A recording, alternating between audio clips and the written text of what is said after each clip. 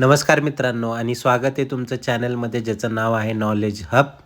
आणि जर तुम्ही माझ्या चॅनलवर सर्वप्रथम आला असाल किंवा पहिल्यांदाच व्हिजिट करत असाल तर चॅनलला नक्की सबस्क्राईब करा. सबस्क्राईब केल्याने तुम्हाला नोटिफिकेशन रेग्युलर बेसिसवर भेटत राहणार आहे. आणि मागच्या वर्षी बऱ्याच लोकांना फायदा झालेला आहे ज्यांनी माझं चॅनल सबस्क्राईब केला. तर तुम्ही सबस्क्राईब करायला विसरू नका. ह्याच्यात तुमचं काही जात नाही, फक्त तुम्हाला एक सबस्क्राईब करायचं आहे. माझी एवढीच इच्छा आहे की एखाद्या गरजूला याच्यामध्ये ॲडमिशन भेटलं तर चांगलीच गोष्ट आहे. त्यामुळे सबस्क्राईब करायला विसरू नका.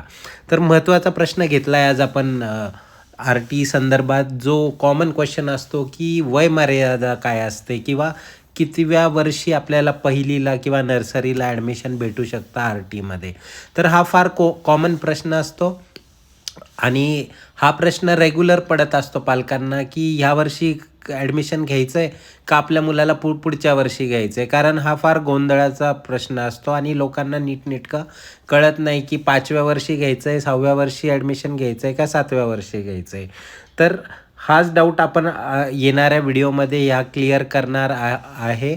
आणि तुम्हाला जसं माहिती आहे आता लवकरच प्रोसेस स्टार्ट होईल. मागच्या वर्षी हे पत्रक जे जारी झालं होतं ते जवळपास फेब्रुवारी महिन्यात चालू झालं होतं. त्याच्यानंतर प्रोसेस डिले झाली होती. बरेचसे विघ्न पण आलते या प्रोसेसला, पण नंतर कोर्टाचा आदेश आला आणि परत सगळी प्रक्रिया ही सुरळीत झाली. तर असे कॉम्प्लिकेशन्स येत राहतात. त्यामुळं आपण जर यूट्यूब चॅनलला ॲडेड असाल तर कुठलीही छोटी मोठी बातमी ही रेग्युलर आपल्याला कळत राहते आणि आपल्याला नोटिफिकेशन येत राहतं.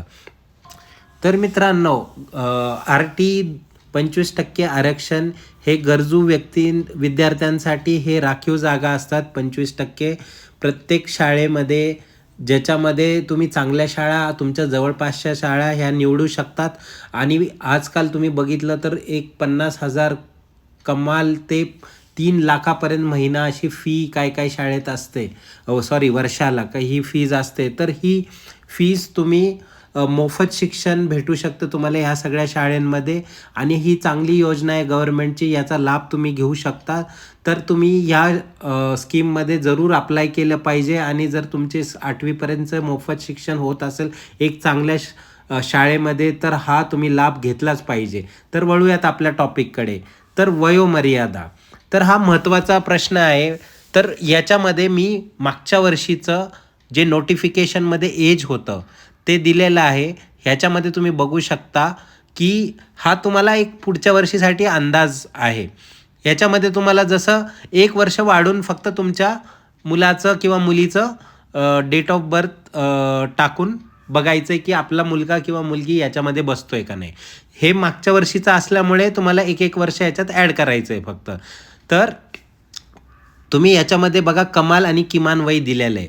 तर याच्यामध्ये कट ऑफ जी असते ती 31 डिसेंबरची डेट पकडली जाते कुठल्याही वर्षाची. तर बघूयात याच्यामध्ये सर्वात प्रथम जे आहे प्ले ग्रुप आणि नर्सरी. तर याच्यासाठी वयोमर्यादा मागच्या वर्षी जी होती 1 जुलै 2020 ते 31 डिसेंबर 2021.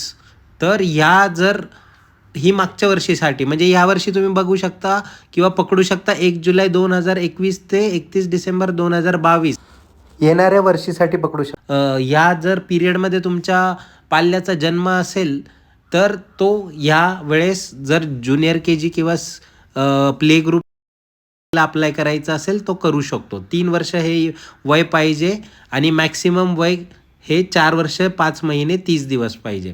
तर कमाल आणि किमान वय हे 3 वर्ष ते 4 वर्ष 5 महिने आणि 30 दिवस आहे. दुसरं बघूयात ज्युनियर KGसाठी 1 जुलै 2019 ते 31 डिसेंबर 2020 हे वय होतं मागच्या वर्षीसाठी. तर यावर्षी आपण असं पकडूयात 1 जुलै 2020 ते 31 डिसेंबर 2021 हे वय. कमाल वय जे पाहिजे ते 4 वर्ष आणि कमाल जे वय पाहिजे ते 5 वर्ष, म्हणजे मिनिमम 4 वर्ष ते मॅक्सिमम 5 वर्ष 5 महिने 30 दिवस एवढं पाहिजे.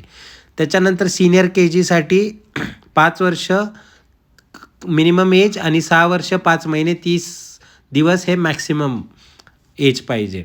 तर 5 वर्ष मिनिमम आणि 6 वर्ष 6 महिने 6 वर्ष 5 महिने 30 दिवस हे मॅक्सिमम.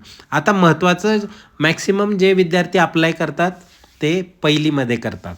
कारण भरपूर स्कूल्सच्या सीट्स ह्या पहिलीसाठी राखीव असतात. तर ह्या मध्ये मागच्या वर्षी जी वयोमर्यादा होती 1 जुलै 2017 ते 31 डिसेंबर 2018, म्हणजे 6 वर्ष मिनिमम हा एज पाहिजे होतं मुलाचं आणि मॅक्सिमम एज पाहिजे होतं 7 वर्ष 5 महिने आणि 30 दिवस. म्हणजे तुम्ही याच्यामध्ये जर 1 वर्ष ॲड केलं ह्या वर्षीचं, जर तुम्हाला 2025-26चं काढायचं असेल तर 1 जुलै 2018ला मिनिमम जन्म पाहिजे ते मॅक्सिमम 31 डिसेंबर 2019. जर या रेंजमध्ये तुमचा मुलगा असेल किंवा मुलगी असेल तर तो ह्या वर्षी अप्लाय करू शकतो RTच्या वॅकन्सीसाठी. जर मध्ये तो बसत नसेल तर तुम्हाला मे बी त्याचं जे पण जन्मतारीख असेल ती जर फिट होत असेल तर अप्लाय करू शकता, नसेल तर मग मे बी पुढच्या वर्षी अप्लाय करू शकता.